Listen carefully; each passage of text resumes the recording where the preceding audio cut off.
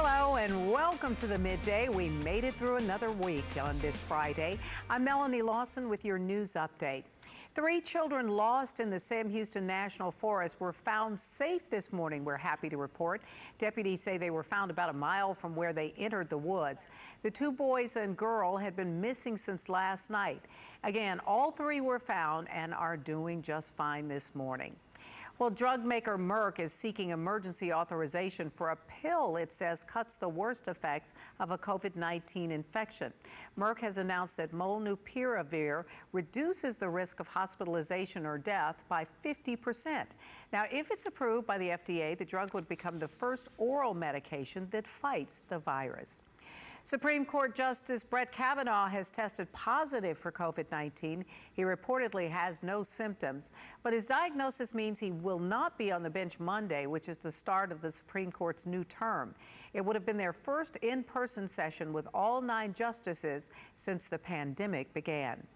On Capitol Hill, lawmakers back at work trying to negotiate a compromise on a budget package. House Speaker Nancy Pelosi delayed a vote on President Biden's $1 trillion infrastructure bill because Democrats are still divided over it. Progressive Democrats say they will not support the bill without Senate action on a much costlier companion bill that funds many social programs. Pelosi says her party is close to an agreement. Well, Astros fans were up before sunrise trying to get their hands on new championship gear. Houston beat the Rays last night and clinched the American League West title. Well, today people are lining up at Minute Maid's home plate team store to buy that division champ merchandise. Some showed up as early as 4 a.m. to ensure they found the gear for other diehard fans who just can't make the trip to Houston. I'm here for my sister, Leanne Temple. She lives in Killeen. She's probably the biggest Astros fan, and she loves Yulee. Wow. Here to get her a T-shirt so I can send it back to her in Killeen. That's a good sister. Thank you for doing that. That team store, by the way, closes at 4 p.m. today, so you might want to rush down there if you can. But if you're headed there, you want to drive pretty slowly because it is messy out there, and it looks like it's going to be that way much of the day. Here is Kevin Roth. Hi, Kevin. Hi, Mel. Yeah, gradually things are going to improve out there, but still through especially the early afternoon, we're looking at heavier rain. And then things start to wind down. By 3 p.m., 60% chance of rain.